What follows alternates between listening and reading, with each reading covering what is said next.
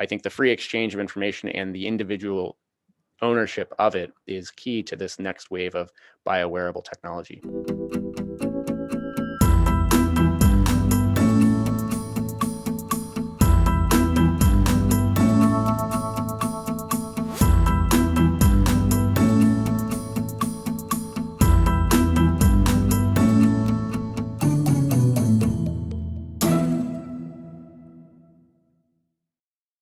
Hello, I'm very excited today to be joined by Josh from Levels. So Josh, thank you so much for joining me here today. I would love to know more about you. I'm really excited about hearing about what Levels is up to. It sounds fantastic. Could you just give me a short introduction as to who you are and how you got to be here at Levels? Definitely. First of all, thanks for having me on, Scott. I'm excited to dig into this conversation. Uh, my name is Josh Clementi. I'm founder and president at Levels, and my background is in mechanical engineering, systems engineering, primarily aerospace systems. I started off working at SpaceX, eventually led a team working on life support systems for their astronaut program. And then I moved on to Hyperloop One, which is working on faster than sound transportation at the ground level. And since then, I've done a few startups and ultimately, through my own personal sort of health exploration and experimentation, discovered how much opportunity there is to make a difference in the world of metabolic health, which I consider to be the largest health crisis in the world right now. And so that's what Levels Health is focused on. Right. I mean, that's very interesting. I'd love to touch more on your previous experience in Hyperloop and SpaceX and how you end up being the founder of a bio wearables company with that wonderful mechanical background. But let's just pick up on that last thing you just mentioned there, because the point of this series of interviews that I'm doing is really trying to find those founders and leaders of technology companies that are trying to make a big difference to this planet. I mean, what you just said there sounds like a huge task, the things that you're trying to deal with. Do you want to explain to me how you found yourself, so passionate and caring about that you ended up starting up this company? Definitely. It's grounded in a pretty personal experience where I was working, a very stressful personal project at SpaceX actually, and had a team. We were trying to accomplish things quickly, and of course, with a human safety program or a human life support program, it's also quite stressful in and of itself. And so, I hit this point where I felt like I had a terminal illness myself, and I had always been someone who cared a lot about physical fitness, associated that with prime overall health.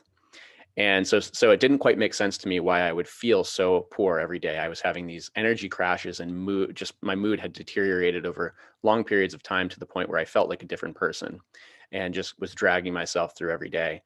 Um, my doctor and I tried to figure out what was going on just through some regular blood panels, and that didn't really lead anywhere. And so ultimately I started to just research the human metabolic system on my own. And for those that aren't familiar, metabolism is the set of processes that your body uses to generate energy from the food you eat and the environment like sunlight, in order to create energy for your tissues. So all of the cells in all of your tissues in your body require energy in order to function, and that energy comes from these metabolic processes.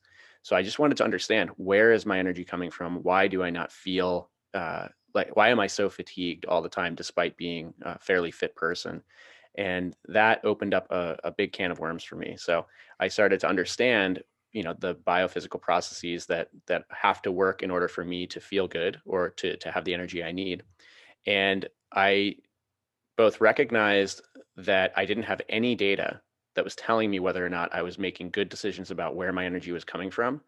And secondly, the statistics globally on metabolic health and metabolic function, which I had never heard before, I'd never come across them before, were absolutely outrageous. I mean, I had never realized the degree to which society is heading very quickly in a dangerous direction with overall metabolic health. We're basically breaking down from the inside in a preventable way. And so these two things together encouraged me to start experimenting with data gathering for my own health and wellness. Tracking biometrics essentially. So starting with my blood sugar levels by pricking my finger, I just wanted to see what was going on. And through this process, I ultimately accidentally discovered that I was either pre-diabetic or borderline pre-diabetic, depending on, specifically which doctor you ask. But that was the final straw, so to speak, where I had now come to terms with both the processes at stake, how bad things had gotten globally, and the fact that I personally had just by accident discovered that I was affected myself. And that led to a realization that this is something that there's huge opportunity with new technology to improve upon, but we have to improve accessibility, and then we have to enhance the actionability of that technology, if that makes sense. So make it more insightful, easier to grok and get started with, no matter who you are or what you know about the human body. Mm. So that's really interesting. I mean, I don't know much about those statistics you mentioned just then. Maybe you can throw a few numbers at us in a minute. But I think I was working on some mental health projects recently, and I think in terms of mental health is as big, if not bigger, than the combined diabetes and cancer care in the US alone.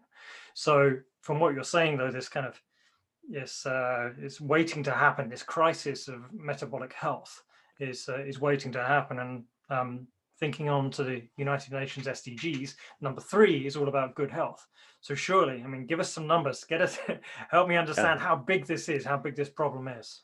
Well, so first off, it's pretty important to touch on, that I like that you brought up mental health, because oftentimes in society we get caught thinking about improving mental health, improving physical health through exercise.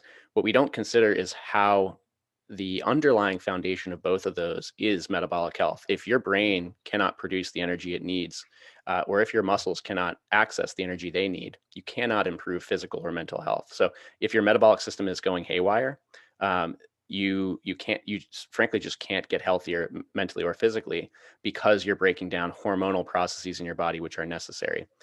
This is why in type 2 diabetes, for example, the risk of depression and severe anxiety is more than double.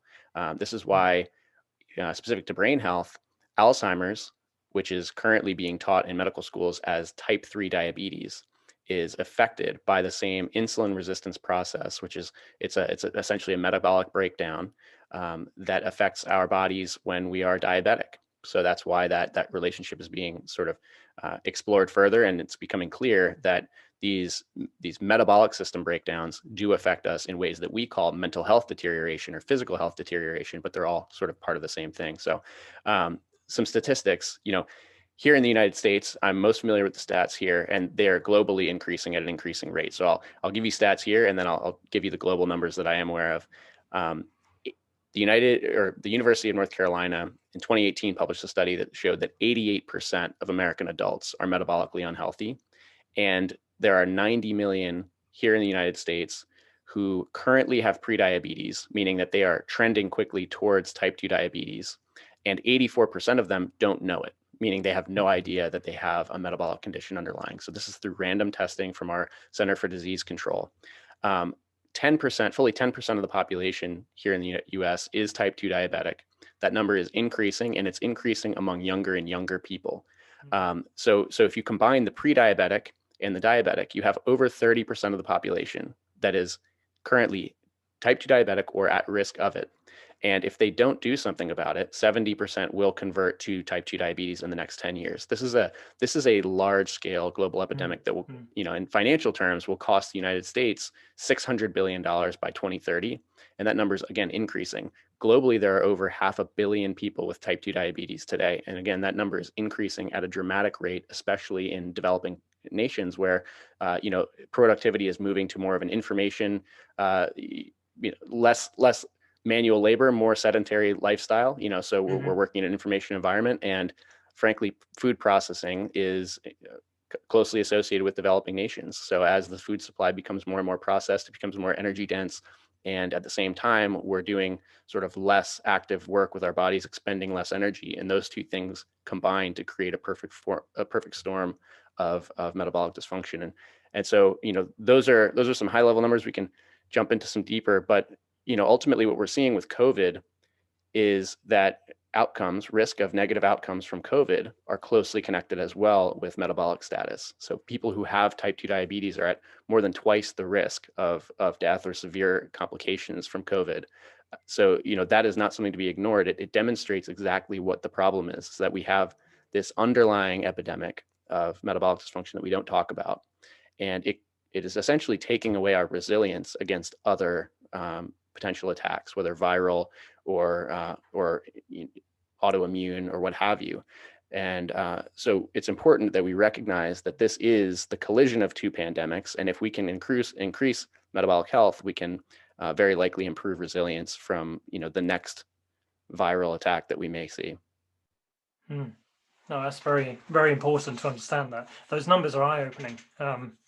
Really, I mean, when you try put them together, they are mind-blowing. So, I mean, it's for me, I came from a cybernetic background and now end up talking about these kind of things on a daily basis. You came from this mechanical engineering background, and now it's quite clear you are so well versed in all of in this market you're in. How did that? I mean, you talked about your personal journey there, but that change in mindset, how did you find changing from the kind of mechanical world to the bio world, and what did you learn along the way? Well, I was always very interested in chemistry. I never really had a fascination with biology. I think because when I was studying it, it was you start off learning about the single-celled organisms, and it's very abstract. It doesn't really have relevance, it feels like. Mm-hmm. So I was much more focused on machinery and how systems work, and that was the thing that got me going, is interesting, solving interesting problems of complex machines. And ultimately, I didn't really think I had an interest in the biological world for those reasons. But when I got into the whole systems understanding of how the human body functions, it was absolutely fascinating to me, because there are these mechanisms that are quite well understood, but we completely ignore in our day to day. So we have this metabolic dysfunction crisis, and what we choose to do is, in order to try to keep tabs on someone's health, is we take one measurement per year if we're lucky. And we, this, for people who are, for metabolic reasons, this might be a fasting blood glucose check, or an HbA1c check, which is another single screening measure. And so if you get a blood panel from your physician annually, they'll typically check this. Now, the problem is that you're taking one point, a single data point, and you're projecting that out. You're extrapolating that to define the entirety of how this person's body is functioning, Mm-hmm. at least when it comes to blood sugar management. And in systems engineering, which is what I've been doing for my career, you'd be fired for trying to do something like that, especially for a system as complex as the human body. So the reality is that these things break down in a compounding way, very slowly and without serious symptoms. So people don't have a sensory feedback mechanism telling them that something's going wrong, acutely at least. It takes a very long time until you realize, I don't feel as healthy as I used to, or I've gained a lot of weight and I can't explain it, or my energy levels are gone. And so they're sort of nebulous breakdown without good, without a significant feedback mechanism. So that, I think, recognition that using the systems engineering practices that I come from, which are monitoring what you want to manage and ensuring that you've monitored and controlled for it well before breakdown occurs. That's what I want to apply to the way we approach day-to-day living, which is that today we're flying blind. Every day you're making hundreds of decisions, which you have choice over, whether it's what you're eating for lunch, or if you exercise, or how you exercise, or how much sleep you get. All of these compound together, and they either compound in a positive direction and you get healthier, or in a negative direction.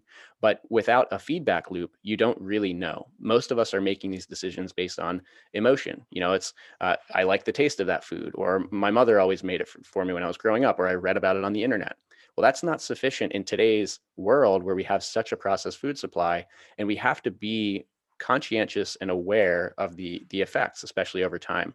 So I want to bring closed loop data streams, objective data, into our own conversation every day, and make sure that people are, whether or not they have a dietary philosophy they cling to, make sure that it's grounded in objective data that's telling them that they're heading in the right direction, and guiding them in the right direction if not. That's really interesting. You brought up feedback. Now, as a cyberneticist, that's my life, feedback. And I was talking a couple of weeks ago about safety in virtual reality and XR environments. And one of the topics of that was how we can use XR to future self. So to be our coach for what we do today by giving us that view of what will happen if we do this or what we do if we do that. So I think to your point, sometimes these decisions, like you said, are emotional, they're habitual, and we don't see that. But actually, by doing this today, it might feel good, it may give us that comfort, but actually, this is what's going to happen in the future. I wonder whether there's a space for the kind of data and insight that you're capturing in that future selfing, kind of coaching towards a better self. Do you see that ever happening? I think so. Yeah. The ultimate goal is that we have the ability at the individual level to take control of our daily choices and to make them in a way that leads to positive outcomes. Mm. Today, and I touched on some of the stats. There are many more that are more disturbing, but which relate, I think, specifically to outcomes. There are 2.2 million deaths attributable to high blood glucose in 2012. So 2.2 million global deaths. Most of those happened before age 70. Diabetes was the seventh leading cause of death here in the U.S. in 2016, and high blood sugar or metabolic dysfunction is associated with 6 or 7, depending on who you ask, again, of the top 10 causes of death. So these are not. It's not just something that we're saying, well, there's this weird marker where their blood sugar is erratic. This is leading to an unhealthy life and ultimately a shorter life globally and at large scale. So I don't believe that anyone wants that for themselves. I genuinely, I'm not one of those people who believes that people just don't care. They don't want to be healthier, which is why they're not eating healthier and working out more. I think it's that people don't know, they don't have confidence in the decisions they're making because they don't know what to do. There's a lot of contradictory information about what I should do every day, what foods I should eat, what it means to be more active. I believe that if people had better information, they would of course implement it in order to live a healthier life, to be there for their families, to have a more enjoyable health span. So I 100% believe that we're at the very beginning of what will ultimately lead to a data-driven, very positive feedback-oriented relationship with technology, where it's not invasive in your lifestyle. It's not something that is, I think, feeling punishing, but I believe it will be very similar. Our technology will be very similar to having a coach, a life coach who's available all the time and is just giving you those gentle nudges saying, right now, you're not well slept. You took a red eye flight, or you were up all night with the baby.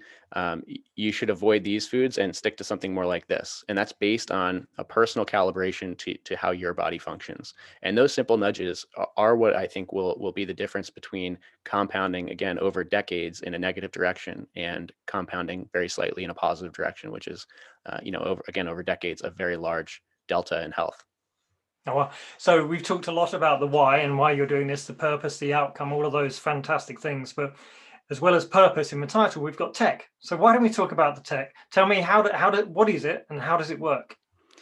Yeah, so the technology itself that Levels is implementing is called a continuous glucose monitor. And what this device does is it measures sugar molecules in the body in real time. Now, that sounds kind of confusing. Two of the primary molecules that the human body gets energy from are fat and sugar, and we call the sugar that circulates in our bloodstream and is used by the tissues glucose. So during advanced cases of, say, diabetes or metabolic dysfunction, the human body kind of loses control over the blood sugar levels that are circulating. Essentially, a hormone called insulin stops functioning effectively, and glucose levels start to rise, and that causes really significant tissue damages. So for people who have diabetes, it's really important that you are well aware of your glucose levels all the time and that you are actively trying to manage them, whether through medication or through lifestyle. So this tech was developed in the lab and eventually brought into the medical sphere to be prescribed to people with diabetes for the management of their blood sugar. And it's a simple patch, a little disc about the size of 2 coins stacked, and there's a flexible filament that sits underneath it, which is essentially interacting with the glucose molecules in your skin in real time. And then that is wirelessly transmitting data to your phone. So that's the origin story of the tech. Now we've gotten to the point where the accuracy, the affordability, and the prevalence of the technology has gotten to, I think, a sufficient point where we can start to move it out of the specifically therapeutic medical world and into the world of wellness and monitoring for preventative and or just general awareness reasons. So Levels is taking that original hardware and raw data stream. So just basically an output of blood sugar, and we're building a behavior change sort of operating system on top of it. So basically taking that raw data in, combining it with automatically detected information about your activity and your sleep quality and your meals, which you oftentimes will manually enter a little information about. And then we provide you with, I think, more insightful scores to help you understand just the quality on a scale of 10, for example, of a certain decision, or how, for example, a single meal affected you within minutes of finishing it. So an example of how this would work is, I'm going to eat lunch. I make myself a meal. I take a quick snapshot in the Levels app. I consume the meal. And then for the next 2 hours, my blood sugar sensor is sending data to my phone, which is monitoring how my body is metabolizing that meal. 2 hours later, I get a score that pops up that gives me a rating out of 10 on that meal, whether or not that worked well for me. And then it'll give me recommendations. If it was negative, it might say, here are some things you can substitute, or it might say, taking a walk after a meal like that can help you metabolize that glucose spike more effectively. And then you get additional scores and insights based on longer durations. So over a week, over a month, how you've improved, where the areas of opportunity still are, et cetera. So we're taking, similar to how a sleep tracking device might give you a score every morning when you wake up to tell you how well you slept, and then track that over time. We're building a similar behavior change model on top of this previously sort of simple therapeutic device. Mm-hmm. Okay, so it's kind of understand the input, measure, understand the output. Exactly. Yeah. Close the feedback loop between the actions we're taking and the Mm-hmm. reactions our bodies are experiencing. And if you do it in a tight enough time frame, so rather than waiting, days or weeks to tell someone about how lunch affected them, you tell them, within 2 hours. It's very easy to create habit that way because, again, no one wants to make bad decisions. And if you're getting that feedback immediately, it kind of reinforces those behavior change pathways. Yeah, and I guess when you give that feedback, when they can still feel that as well, then that's extra reinforcement. Do you Mhm. think you'll ever get to the point where you'll be able to take your Levels app and scan a menu and it will say, actually, item 22 is going to be the best one for you? I absolutely think that's the direction we'll go, and it may be to the point where when you're scrolling through your app looking for something to order from a food delivery service, it'll just organize the menu according to those food ingredients that work best for you. And there's a huge amount of personalization at stake here. And this is Mhm. something that might be really interesting, is that this technology, continuous glucose monitoring, has been largely used or nearly exclusively used in the diabetic, the post-diabetic state. But some recent research, actually the first landmark study was in 2015, showed in people without diabetes how much variability there is in how you respond to the same foods. So one study, they took 800 people without diabetes. They put continuous glucose monitors on them and had them consume a variety of foods over a week. And that study showed that two people could eat the exact same two foods, which in this case were a banana and a cookie made with wheat flour, and they could have equal and opposite blood sugar responses to those two foods. So the implication there is that not only is blood sugar equal and opposite, but the hormones that respond to blood sugar and have to shuttle it into the tissues, like insulin, will also be equal and opposite, which means equal and opposite outcome for those two people. Now, more research necessary to really demonstrate that is the case all the way through to the hormonal level. But the point is that early evidence shows just how important it is to know specifically, whether it's based on genetics or body composition or stress levels, specifically how your body is responding to the foods you are eating. And that personalized menu opportunity in the future, I think, it's the inevitable outcome when we have so much sort of diversity in the human population. Oh, that's interesting. Just as a side note there, and I'll edit this bit out, but if you've got access to that research, please send it and I'll link to it from the article as well. That'd be quite Absolutely, yeah, interesting. surely. Um, okay, going back on. So that's interesting and really fascinating. And one of the things, I've got an Apple Watch, and one of the reasons I got it was I was listening to a doctor on a podcast say at some point in the future, this data that um, we're collecting from all of these wearables will be used to solve illnesses we don't yet have in ways we can't yet imagine. But if you don't collect that data now, you have no kind of baseline or nothing to learn from. Would you say this is the same, another thing that you would recommend, another reason why you would recommend collecting this data now so that you can have it when things go wrong as well? Absolutely. I think the future of the patient-physician relationship will be data driven. It'll be informed by data over long time periods. And so I think that even separately of modifying lifestyle in real time, having information about how your body is functioning over longer periods of time is really critical. I believe that to ultimately to find breakthroughs at the individual level and at the population scale that we hadn't discovered before, such as the interesting relationship between cancer and metabolic health. Certain types of cancer are multiple times higher in prevalence in people with blood sugar irregularities, and that relationship is still not clearly understood. But to understand, in order at the individual level and at the population level to understand those relationships, we need more data, we need more evidence. And I think the side benefit is that, in that future where you have collected, significant data, or you've been tracking how your body responds to certain things and your sleep quality and your nutrition, you'll be able to influence any conversation with your doctor, or initiate it at that sort of position of data, background of data.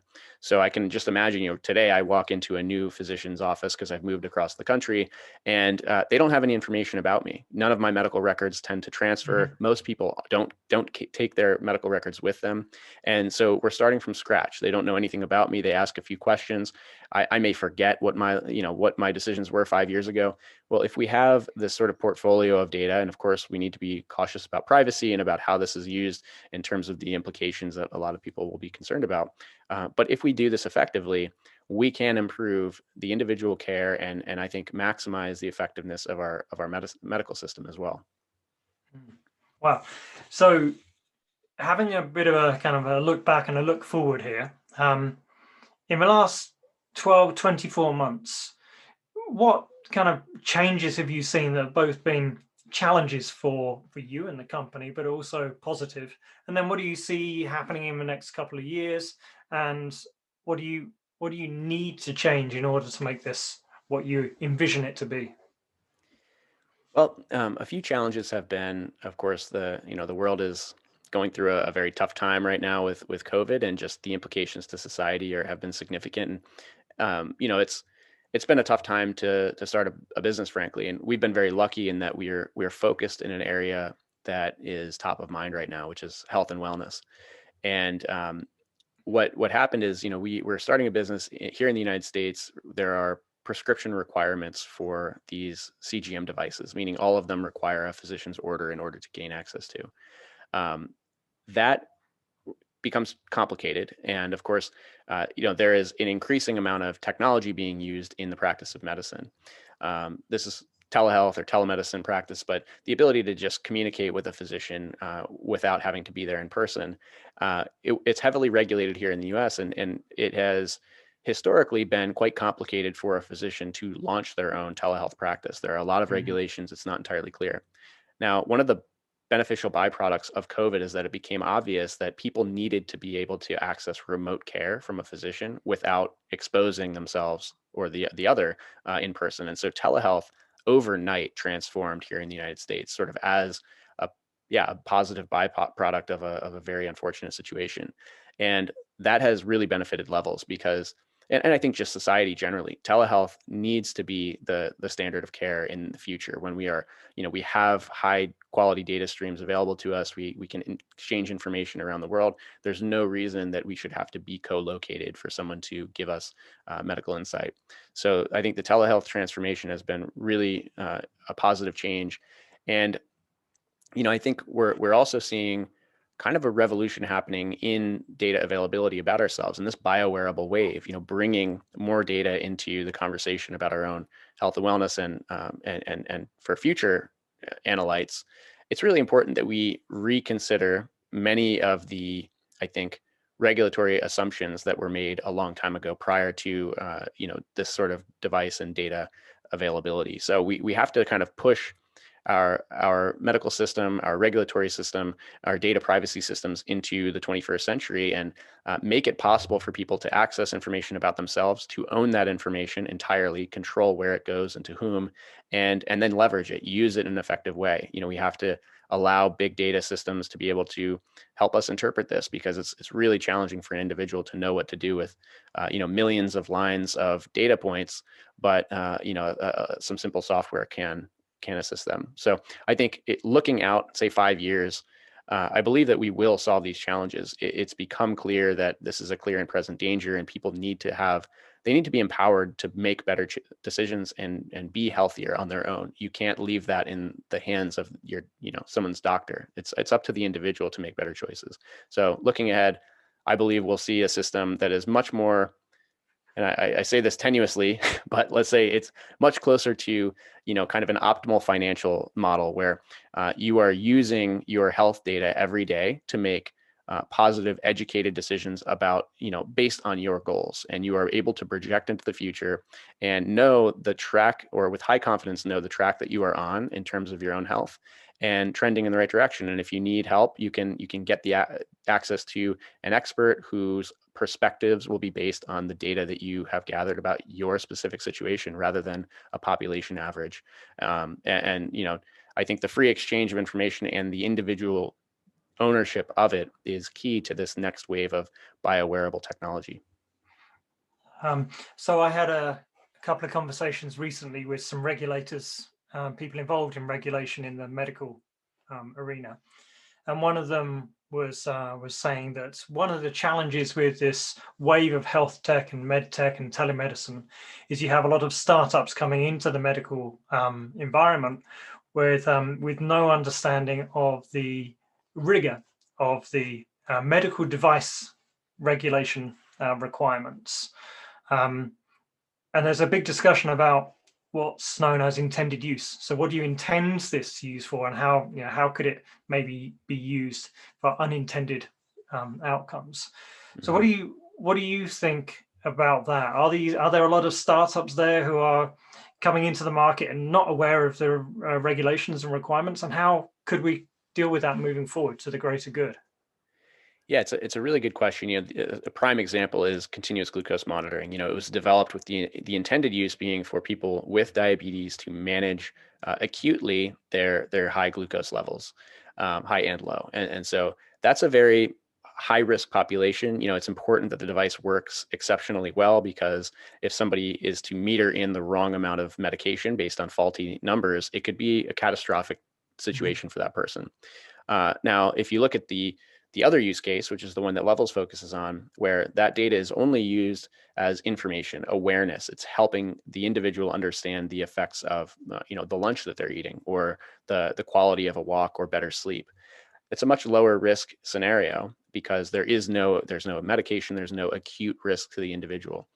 I think that's a prime example of, we are currently working within the regulatory environment, and everyone who uses Levels must communicate with the physician and be granted access to a prescription in order to get that technology. So it's quite onerous for the non-diabetic person to get access to the tech.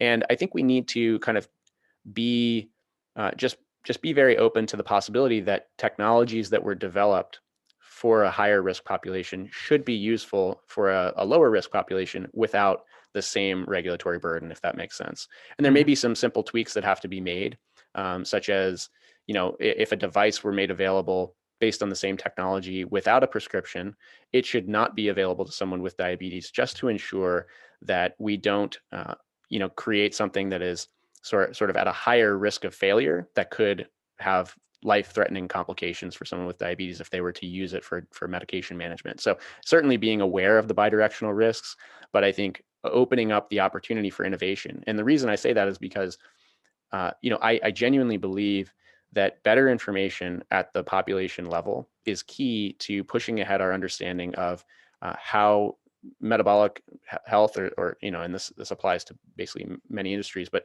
how these things progress. And if we can better understand the non-diabetic state, I think we can improve the therapeutic approach for the diabetic state. So I just think that, although understand the need for the regulatory considerations that are in place. I believe that the innovation opportunities are there, and companies want to contribute to the development in these spaces, and really could. But we need to have an open line of communication with regulators to help us just explain the use case and rationale a little bit easier. It's quite tricky, certainly here in the United States, to navigate regulatory frameworks that I believe did not anticipate certain business models, and they may be perfectly beneficial, but it just wasn't contemplated in the original drafting of the regs. So I just look forward to, I think, improving those lines of communication wherever we can. Thank you, Josh. Thank you so much for spending time with me today on this. I've learned a lot. Thoroughly enjoyed getting to know you and Levels. And for everybody watching, please don't forget to like and subscribe to the YouTube channel. Share this, and if there's anybody you think that could benefit directly from this, please do let us know. Josh, just a last point on that then. If somebody wants to get in touch to register for your product, where should they go and what should they do? So right now we're still in development, and we're performing an invitation-only beta program. And so what that means is that we have a wait list, which you can access at levelshealth.com. You can add your information there, and we'll be both communicating through our newsletter to that list, but also providing opportunities to come and join the early access program, which is how we're developing, sort of co-developing our product with real-time, real customer feedback. If you'd like to be a part of that, please reach out. Now, the long-term goal, of course, is to launch this year to a wider audience and have it available to in greater numbers, and we're doing everything we can to get there. So yeah, please follow along. The blog at Levels Health is, I think, also a really good resource to understand how metabolic health and metabolic fitness specifically could benefit all of us if we start to focus on it at a larger scale. Fantastic. I'll put all the links at the bottom, so just click on those and follow away. So that's it, Josh. Thank you so much. This has been really, really interesting. Thank you.